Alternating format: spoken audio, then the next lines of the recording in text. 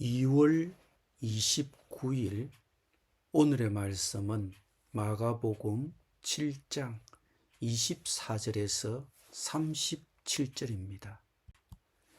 예수께서 일어나사 그 길을 떠나 두로 지방으로 가서 한 집에 들어가 아무도 모르게 하시려 하나 숨길 수 없더라.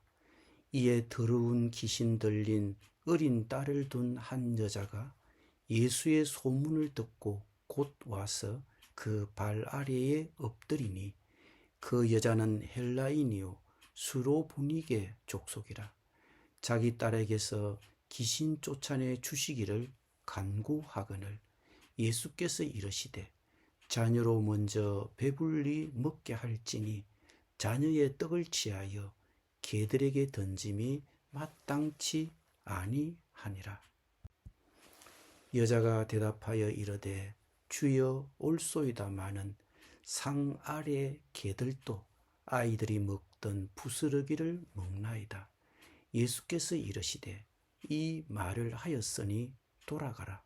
귀신이 네 딸에게서 나갔느니라 하시매, 여자가 집에 돌아가 본즉 아이가 침상에 누웠고 귀신이 나갔더라.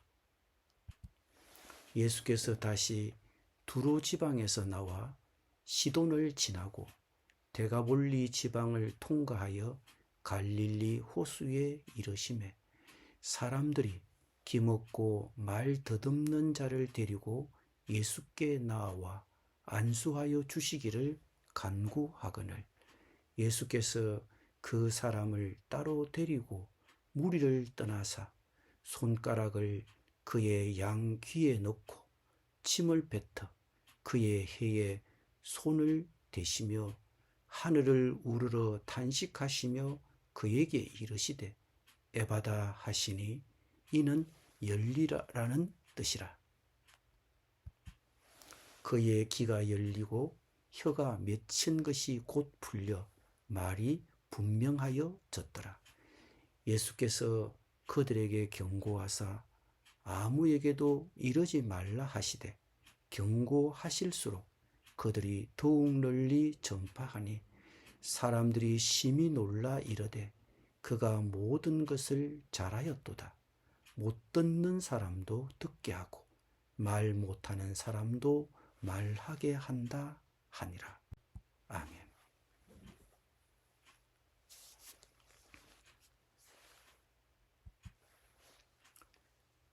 예수께서는 가브나움을 떠나 북쪽으로 70에서 80km 정도 떨어진 현재의 레바논인 두로와 시돈의 경계선까지 가셨습니다. 이 두로 지방은 이방인들이 사는 곳입니다. 예수님이 마을에 들어갔을 때 귀신 들린 딸을 둔 한 여인이 예수님의 소문을 듣고 찾아왔습니다. 이 여인은 예수님께 자기 딸에게서 귀신을 쫓아내 달라고 간구했습니다. 마태의 기록에 따르면 이 여인은 가나안 사람이었습니다. 그런데 이 가나안 여인의 간청을 들으신 예수님은 자녀로 먼저 배불리 먹게 하지 자녀의 떡을 취하여 개들에게 주는 것이 옳지 않다고 대답하셨습니다. 개라고 하는 용어는 유대인들이 이방인들을 부를 때 쓰던 말입니다. 유대인들은 더러운 이방인, 즉 소위 개들과의 접촉을 거부했습니다. 왜 예수님이 일반 유대인들처럼 이 이방 여인을 향하여 소위 개라는 말을 쓰셨는지는 확실히 알 수 없습니다. 이 이야기의 전후 문맥에 비추어 볼 때 혹시 예수님이 이 여인의 믿음이 충분히 큰지 알아보시려고 시험하셨던 것은 아닐까요? 이에 이 가나안 여인은 대답합니다. 자녀가 먼저 배불리 먹어야 할 것을 알지만 상 아래 개들은 그 자녀가 먹다 버린 찌꺼기는 얻어먹을 수 없겠습니까? 라고 했습니다.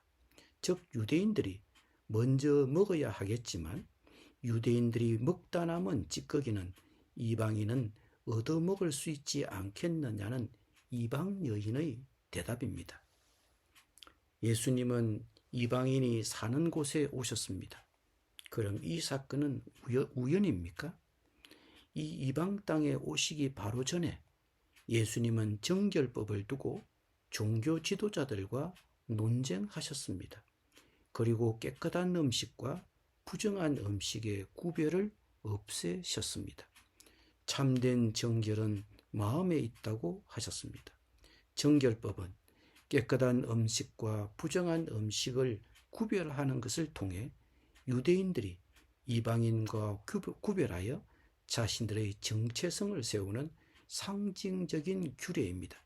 그런데 바로 정결법 논쟁 후 바로 그 이방 땅에서 예수님은 깨끗한 사람과 부정한 사람, 유대인과 이방인 사이의 차이를 없애시고 계십니다.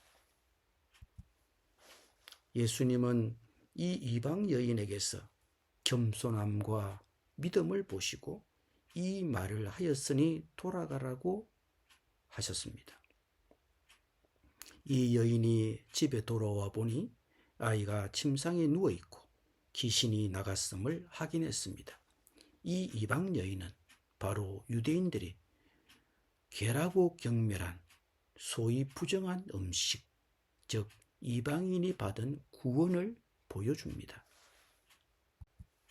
어쩌면 예수님께서는 이 이방 여인을 위해 70에서 80km 떨어진 이방 땅 두로를 찾아 오셨을지도 모릅니다. 전후 문맥에 비춰볼 때 분명히 그러셨을 것입니다. 소외된 자들을 위해 멀리 걸어오셨고 그 여인의 딸을 고쳐주셨습니다. 오늘날 예수님은 어떻게 이런 일을 하고 계십니까? 우리는 우리가 기도하거나 후원하고 있는 오지에 간 선교사들에 대해 관심을 가져야 합니다. 주님은 그들을 통해 이방의 복음을 전하시고 구원을 베푸십니다. 그리고 우리 또한 소외된 이웃에게 관심을 갖고 찾아가야 합니다. 두로 지방에서 나오신 예수님은 두로에서 시돈을 거쳐 주로 이방인들이 살고 있던 데가볼리 지방을 통과하여 갈릴리 바닷가에 이르렀습니다. 예수님은 남쪽으로 향하기 전에 북쪽으로 가신 것으로 보이며 어떤 사람들은 이 여행이 8개월이나 걸렸을 것이라고 생각합니다. 예수님은 자신에게 고난이 닥치시기 전에 제자들과 함께 귀중한 시간을 많이 보내셨을 것입니다. 이 기간 동안 예수님은 기먹고 말 더듬는 장애인을 고쳐주셨습니다. 사람들이 그를 고쳐주려고 예수님께 데리고 왔지만 예수님은 그를 따로 데리고 무리를 떠나 나가셨습니다.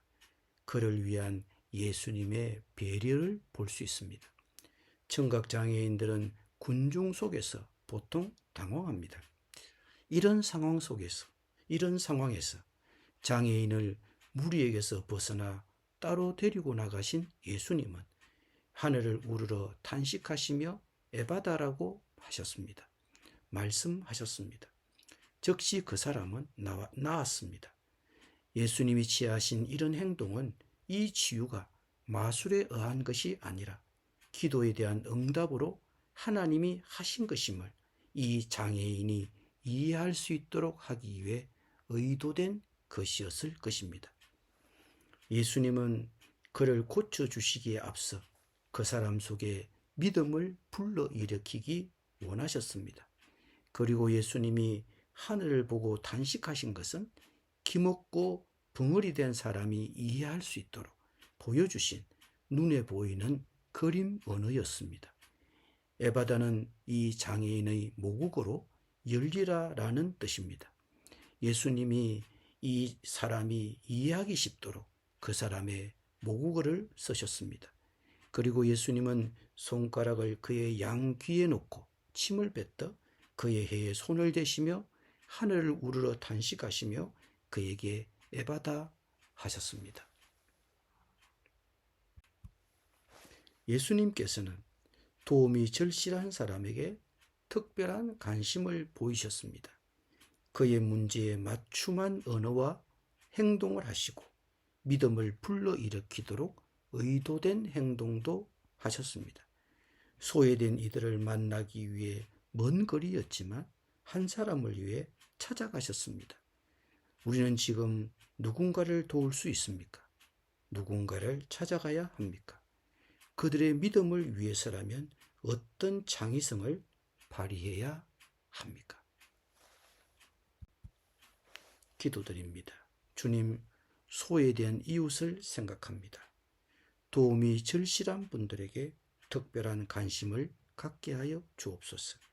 그들의 길을 열어주시고 그들의 가정의 문제를 치유해 주시옵소서. 예수님의 이름으로 기도드립니다.